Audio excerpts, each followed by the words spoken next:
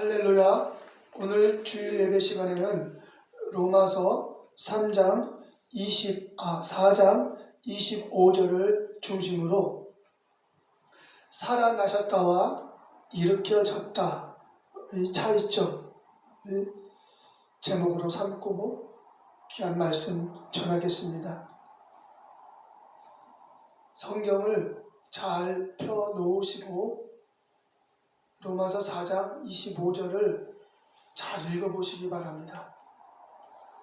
말씀을 찾아서 직접 눈으로 보고 읽고 할 때에 우리에게 믿음이 되는 것입니다. 하나님의 말씀 자체가 믿음의 말씀이므로 그대로 기록된 대로 읽으면 우리에게 믿음이 드러나게 되어 있습니다. 그래서 하나님의 말씀이 살아있는 말씀인 것이며 하나님이 살아계신 분인 겁니다. 그래서 철저하게 바른 성경을 읽으려고 하고 원문대로 읽으려고 하고 기록된 대로 읽으려고 하는 것이 여기에 그 이유가 있는 것입니다. 그래서 말씀을 상처내면 안 되는 것입니다. 그대로 말씀을 보존하고, 그래서 이스라엘 민족은 참으로 복된 민족인 것입니다. 하나님의 말씀을 철저하게 보호하고 그대로 문자적으로 모세 때부터 지금까지 잘 전수해 왔습니다. 그들은 해석하지 않고 기본적인 히브리 문자 그대로를 그대로 전달해서 오늘날 우리 시대까지 왔던 것이죠. 얼마나 그들의 그 정성과 신앙이 대단했냐면 현존하는 이 히브리 성경, 가장 오래된 성경이 레닌그라드 사본, 구약 성경으로 아주 오래된 사본이 있습니다. 그런데 그 구약 사본의 내용보다 1000년이나 오래된 구약 사본을 쿰란 동굴에서 발견했습니다. 무려 1000년이나 오래된 사본을 발견했습니다. 어마어마한 이 사건이었던 것입니다. 그런데 그 1000년이나 더 오래된 구약의 쿰란 사본을 연구해 본 결과 오늘날에 가장 오래됐다고 최고의 오래된 사본이라고 자부하고 중요시 여기고 있는 그 사본의 내용하고 비교를 해보니 일치가 되는 것입니다. 이만큼 구약의 이스라엘 민족은 하나님 말씀을 철저하게 전수해 오고 있음을 역사적으로 증명이 된 것이고, 하나님 아버지께서는 이러한 놀라운 사건을 통해서 우리 그리스도인들에게 하나님의 말씀이 정확하게 전달되고 있음을 믿어지게 해주시는 사건인 것이죠. 그러므로 하나님께서는 역사적인 사건도 이끌어 가시는 하나님이심을 우리가 알 수 있는 것입니다. 이 역사 속에서 크고 작은 일들이 수없이 벌어지는 것이죠. 그래서 과연 하나님이 역사를 원하시는 대로 이끌고 있는가 할 정도로 우리는 역사가 오리무중에 빠지고 갈팡질팡하는 것들을 많이 감지하게 됩니다. 그런 이유는 우리 인간의 시각 때문에 그렇게 판단하는 것이지, 하나님의 역사가 갈팡질팡하거나 오리무중에 빠졌기 때문에 그런 결과가 나온 것이 아닙니다. 하나님께서는 창조 이래로 지금까지 자신이 원하는 뜻대로 한치의 오차도 없이 역사와 모든 영계와 육계를 자신의 뜻대로 정확하게 이끌어 가시면서 할 일을 하고 계십니다. 그런데 우리 인간의 시각으로 보니까 갈팡질팡 되는 것이 있고, 오리무중이고 과연 이거 하나님이 역사를 주관하는 거 맞는가 할 정도로 그런 당황스러운 일들이 벌어지는 것은 인간이 그렇게 생각하는 것입니다. 인간의 사고의 한계인 것입니다. 그래서 자기 생각과 자기 지식과 자기의 관점을 중심으로 세상 역사를 보기 때문에 그런 판단이 생기는 것이고 그 판단을 인하여 하나님까지 판단해버리고 마는 것입니다. 자신이 세상을 보는 역사가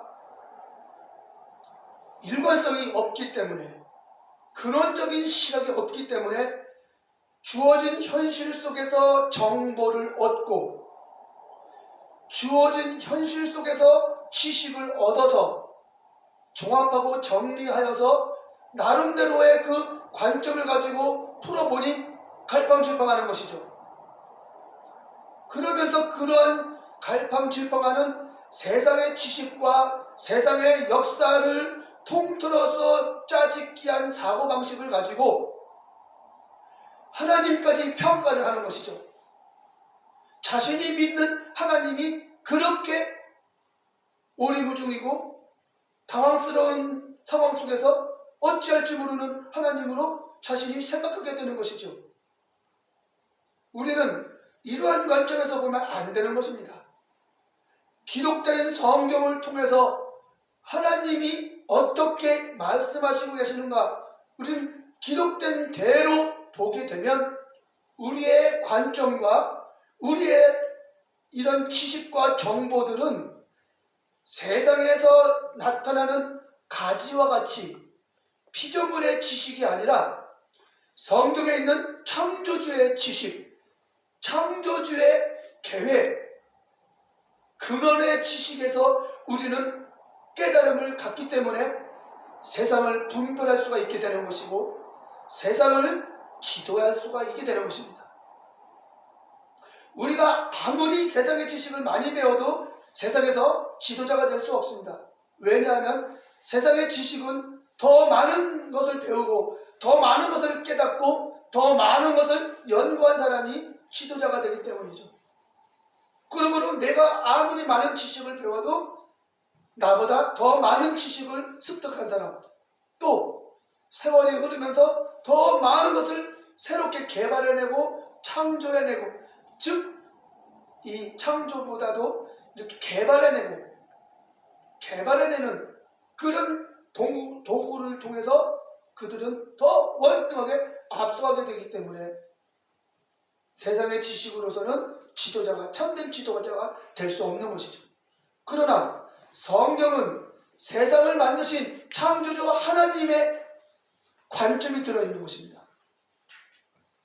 성경은 창조주 하나님께서 이 세상을 창조하셨기에 이 세상의 모든 되어지는 일들의 근원을 하나님이 가지고 계시기 때문에 현실 속에 있는 모든 의문점들은 해답이 다 하나님께 있는 것이죠.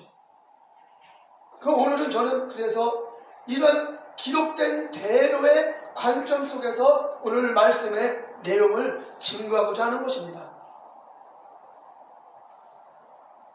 잘 들으시기 바랍니다.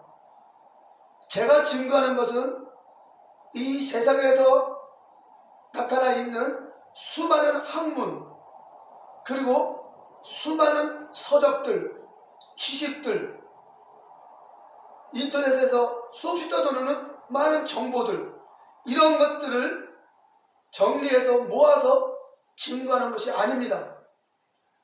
제가 오늘 말씀을 증거하는 것은 사람에게서 받은 것도 아니고 사람으로부터 말미암아 깨달은 것도 아니고 사람들이 기록해 놓은 모든 정보나 역사나 지식에 근거하는 것도 아닙니다. 저는 그것을 벗어나서 날마다 수년 동안 10여 년을 넘게 주님과 기도로 살아가다 보니까 주님은 살아계신 것이 증명이 저의 자신에게 증거가 되었고 예수 그리스도께서는 지금도 보이지 않지만 온 세상에 충만해서 영으로 모든 것을 이끄시고 계신다는 사실이 제 생활 속에서 믿어지는 것입니다. 그러므로 나는 내 생각과 내 생각의 무한한 세계, 내 마음의 무한한 영역, 이런 생각과 마음의 그런 영적인 수많은 영적 세계 속의 가상 공간인 이 신령한 세계 속에서 모든 것을 주관하고 계시는 예수 그리스도와 함께 코이노니아를 통해서 깨달은 지식들입니다.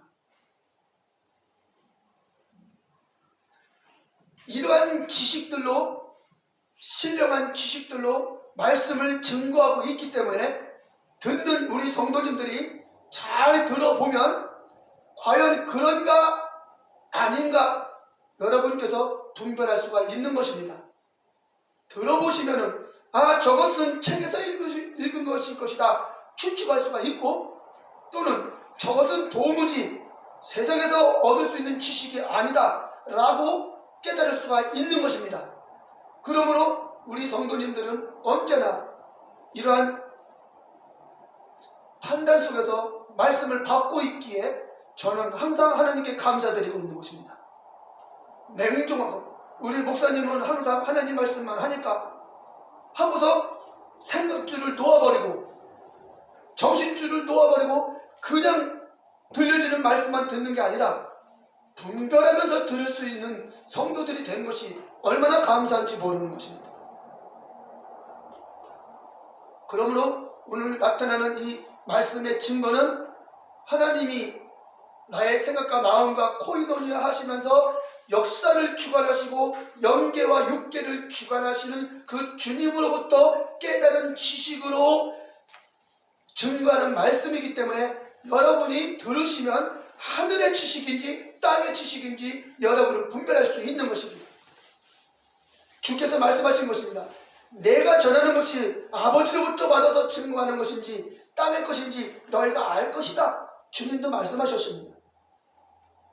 본문에 보면 로마서 4장 25절을 이러한 시각으로 저는 증거하는 것입니다. 땅의 지식이 아니라 예수 그리스도로 말미암은 지식으로 증거하는 것이니 다같이 읽어보시기 바랍니다. 성경을 책상 위에다 딱 놓으시든지 소파 위에 놓든지 여러분의 그 앞에 놓으시고, 비대면 예배니까 방송을 통해서 예배하니까 잘 성경을 보십시오. 제가 읽어 드릴 터이니 같이 보시기 바랍니다. 맞나 안 맞나? 로마서 4장 25절을 보면 예수는 우리 범죄함을 위하여 내어줌이 되고 또한 우리를 의롭다 하심을 위하여 살아나셨느니라 이렇게 되어 있습니다. 그러나 사도 바울이 말한 그 원문을 살펴봅니다. 제가 읽어 드릴 터이니 여러분이 귀담아 잘 들으십시오. 제가 천천히 또박또박 설명해 드릴 테니. 자, 사도 바울은 이 로마서 4장 25절을 이렇게 기록해 놓았습니다. 호스, 파레도세, 디아타, 파랍토마타, 헤몬, 카이, 에게르세, 디아텐, 디카이오신, 헤몬. 그것을 그대로 번역을 하면 호스, 그는 우리들의 그 범죄함 때문에 내어줌이 되셨다. 그리고 우리들의 그 의롭다 하심 때문에 일으켜졌다. 이렇게 되어 있습니다. 사도 바울은 에게르세, 즉 일으켜졌다, 수동태로 이 단어를 말했어요. 그런데 우리나라 성경에는 살아나셨느니라 이렇게 번역되어 있습니다. 사도 바울은 예수 그리스도께서 우리들이 범죄한 그 범죄 때문에, 에덴 동산에서 범죄한 인류의 죄, 우리의 죄 때문에 예수 그리스도께서 죄값으로 대속물로 내어주심이 되셔서 십자가에서 그렇게 희생제물로 내어주심이 된 거예요. 그래서 예수 그리스도께서 십자가에서 죽으시는 희생 제물은 우리가 지은 죄, 즉 아담의 원죄인 이 인류의 죄를 대신하는 속죄 제물이에요. 그래서 내어줌이 되었다. 파라도세, 내어줌이 됐다고 사도 바울은 말하는 겁니다. 그래서 주님이 자기의 몸이 십자가에서 희생 제물로 내어주심이 되었기 때문에 우리는 죄가 해결된 것이죠. 죄가 해결된 것입니다. 주님이 내어줌이 됐다는 것은 자신이 영이신데, 충만한 영이신데 예수라는 육체를 자기 몸으로 삼으셔서 자신이 연합이 되셔서 한 몸이 되셔서 자기 몸으로 삼으셨어요. 예수님을. 그러니까 예수님은 주님이 자기 몸이라고 그러는 것입니다. 근데 그 자기 몸을 우리의 허물과 죄를 위해서 대속물로 내어주신 거죠. 그러니까 주님께서 자기 몸을 우리를 위해서 십자가의 희생제물로 내어주신 거예요. 이렇게 설명이 되는 것입니다. 예수님이 창조주 하나님과 연합됐다고 이해를 해야 내어줌이 됐다는 것이 이해가 되는 거예요. 자기 몸을 내어줬다는 거예요. 그리스도께서 자기의 육체를 우리의 범죄함을 위해서 내어주었다. 파라독세. 그 다음 그렇게 돼서 죄는 해결되고, 그리고 카인, 그리고 우리들을 의롭다 하시기 위해서, 즉 우리들의 의롭다 하심 때문에, 즉 하나님이 우리들 의롭다 하고 인정하시는 그 하나님의 의롭다 하시는 인정 때문에 우리가 그 의롭다 하심을 확증해 주시기 위해서, 증명해 주시기 위해서 그분은 죽음에서 일어나신 겁니다. 이게 아주 중요한, 살아난 것이 아니라 일어났다는 것이 매우 중요한 사도 바울의 가르침인 것입니다. 하나님으로부터 깨닫고 가르침을 받으면 반드시 일어났다고 또는 일으켜졌다고 증거하게 되어 있습니다. 왜냐하면 진리의 성령은 우리를 모든 진리의 안으로 인도한다고 요한복음 15장 26절에 진리의 성령이 오시면 우리를 모든 진리 가운데로 인도하신다고 했습니다. 진리가 뭡니까? 하나님의 말씀 아니겠습니까? 하나님의 말씀에 그 올바른 것을 진리의 성령이 깨닫게 해주시는 거예요. 이게 성령의 조명하심이라고 그러죠. 신학적으로 조명하심, 성령의 조명인 것입니다.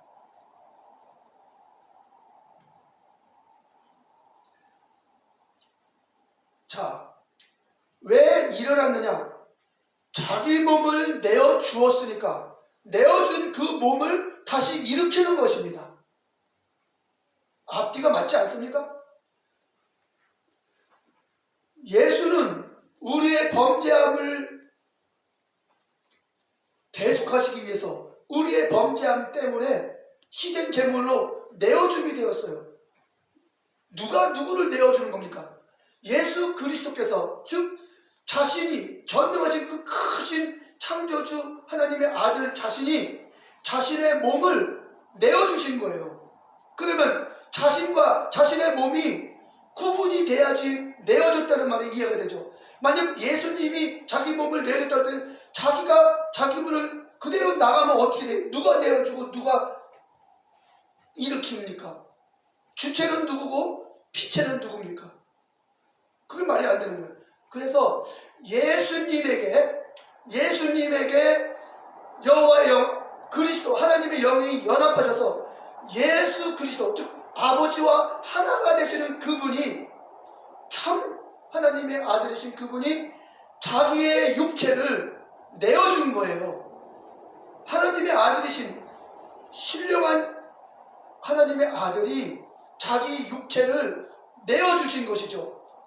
육체만 내어줬기 때문에 자신의 그 본질은 그대로 있는 것입니다.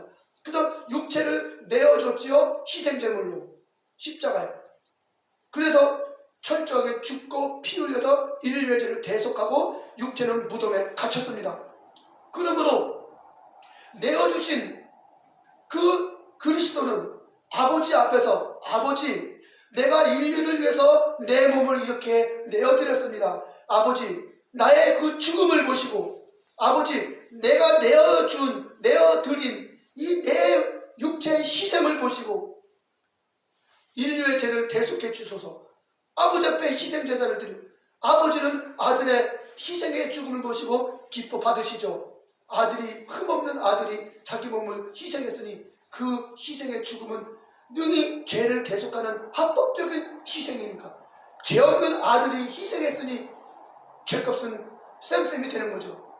죄 있는 인간, 죄 없는 아들의 육체, 쌤쌤이 되는 것이죠.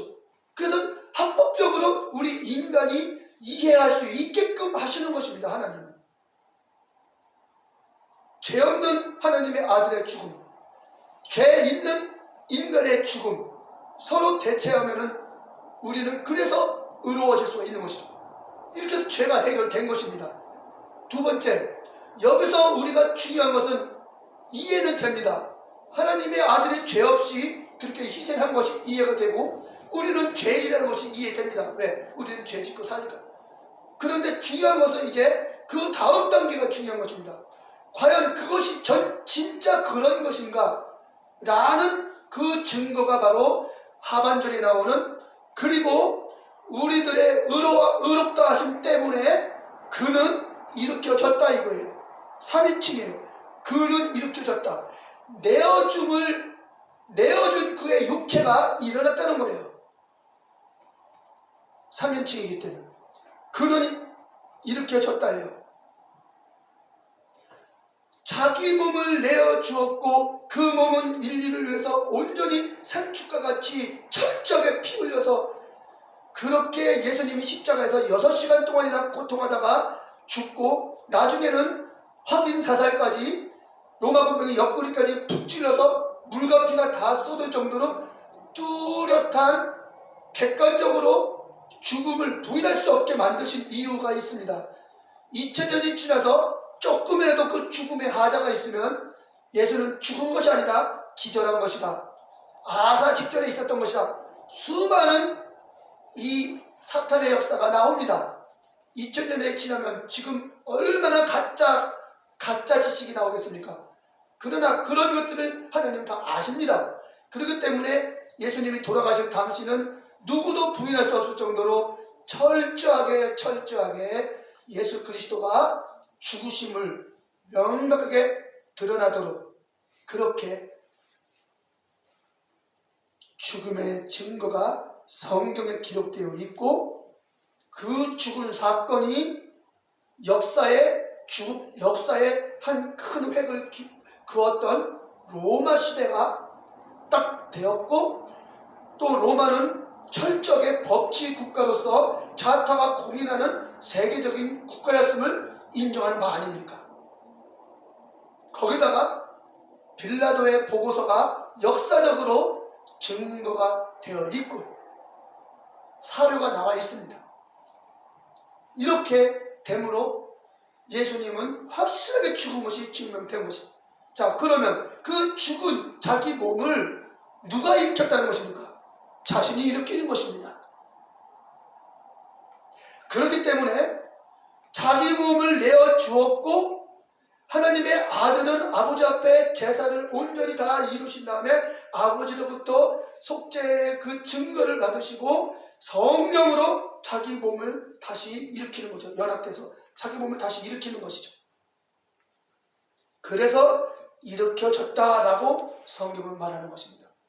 사도 바울은 에게르세 이렇게 말하는 것입니다. 존타라고 하지 않습니다.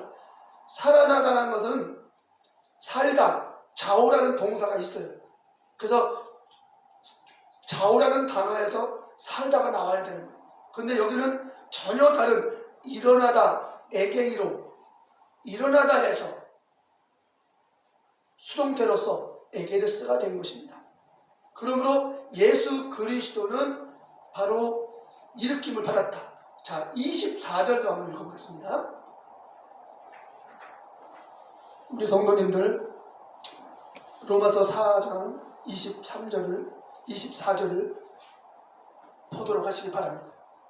24절을 보면 의로 여기심을 받을 우리도 위함이니 곧 예수 우리 주를 죽은 자 가운데서 일으키신 이를 믿는 자니라.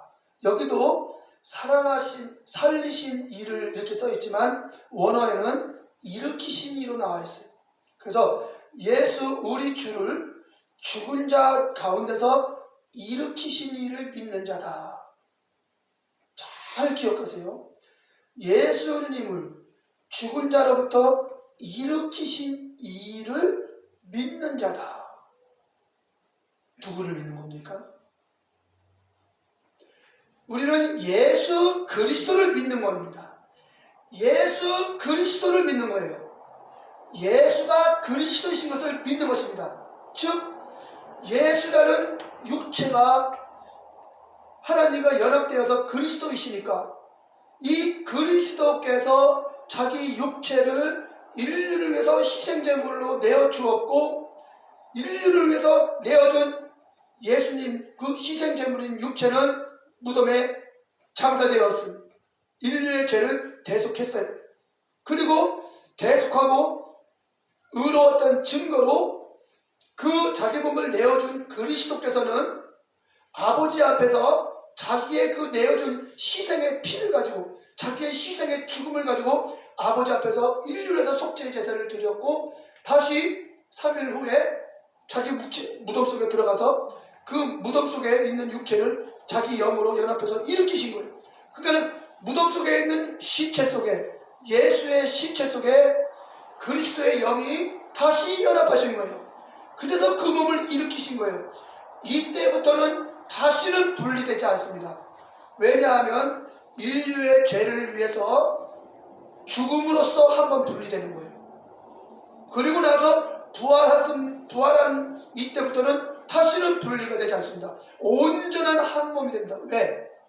죽음을 해결했기, 죄를 해결했기 때문에 영원히 연합체가 된 거예요. 이 몸을 우리도 가져야 하는 것이죠. 우리도 죽으면 영과 육체가 분리되지 않습니까? 인간도 죽으면 영과 육체가 분리돼서 육체는 화장터로 가든지 잠지로 가는 것이죠. 그리고 우리 영은 하나님 앞으로 가는 것이죠. 그러므로 이와 같은 이 중요한 사실을 사도 바울은 증거하고 있는 것입니다. 그러므로 이 중요한 구절 중에서 우리가 마무리 구절을 하나 보도록 하겠습니다. 예수 그리스도 사도 바울이 어떻게 증거하고 있는지 보세요. 바울은 왜 살아나셨다는 단어를 안 쓰고 일으켜졌다라는 단어인 에게네세를 사용하였을까? 그 이유를 알려면 바울이 예수를 어떻게 생각했었는지 바울의 신앙을 살펴봐야 합니다. 바울은 예수를 평범한 사람으로 생각했기에 예수를 그리스도로 믿는 사람들을 잡아 가두고 핍박을 했었습니다.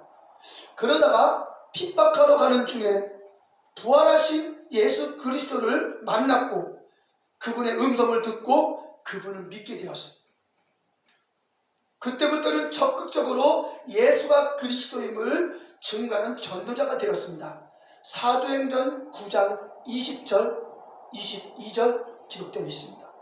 그리고 바울은 과거에는 예수를 육체로만 알았으나 이제는 그렇게 알지 않고 예수를 그리스도로, 즉 크신 창조주 하나님으로 믿었던 것입니다. 그래서 사도 바울은 예수의 부활을 증거할 때마다 그의 서신서에서 수시로 예수는 살아나셨다가 아니라 일어나셨다, 항상 그렇게 말하고 있습니다. 예수 그리스도의 부활을 말할 때는 항상 바울은 그분은 일어나셨다, 그분은 일어나셨다 이렇게 기록하고 있는 것입니다. 그래서 바울이 복음을 전할 때 그 편지를 읽어보면 항상 예수의 부활을 말할 때에는 에게르세, 에게이로라는 단어가 사용되는 것이죠. 고린도 후서 4장 13절 14절 두 절을 보고 마무리하겠습니다. 살펴보겠습니다. 고린도 후서 4장 13절 14절 찾아보시기 바랍니다. 두 절을.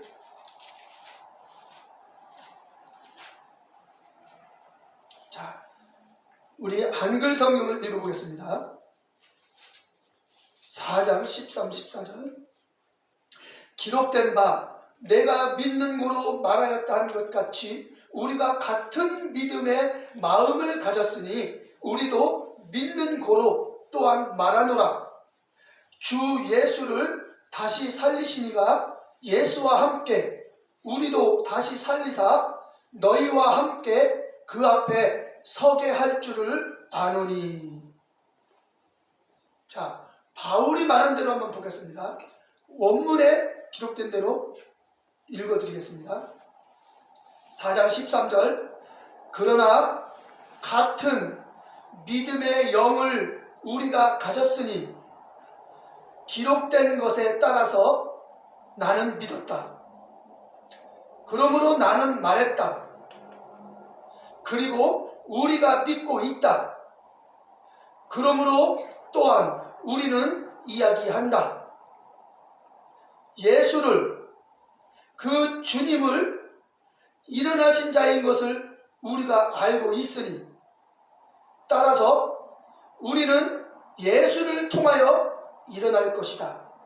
그리고 너희와 함께 그 앞에 설 것이다. 여기서도 전부 일어날 것이다 라고 말했지 살아날 것이라고 말하지 않았습니다. 바울은 예수와 그리스도가 한 분임을 깨달은 자였습니다. 그래서 그의 서신을 읽어보면 예수가 그리스도이심을, 한 분이심을 증거하고 있음을 알 수가 있습니다. 우리는 마지막에 살아나지 않습니다. 우리는 일어나는 자입니다. 현재 우리는 영이 살아있는 자이기 때문에 마지막 날 우리는 일어나는 것입니다. 지금 살아있는 자는 하나님과 코이노니아하고 있습니다. 하나님은 죽은 자의 하나님이 아니오 산 자의 하나님이시기 때문에 지금도 영이 산 자와 코이노니아하고 있는 것입니다. 그렇기 때문에 지금도 살아계신 하나님께서는 영이 산 자와 코이노니아하기 때문에 그 코이노니아하는 그 사람들은 하나님의 지식으로 하나님의 가르침으로 성경을 깨닫습니다. 이것이 성경의 조명하시는 것이며 일루미네이션입니다. 그러므로 성경의 가르침으로 이렇게 읽게 되면 바로 예수 그리스도는 살아난 것이 아니라 일어났다고 우리는 깨달아지게 되는 것입니다.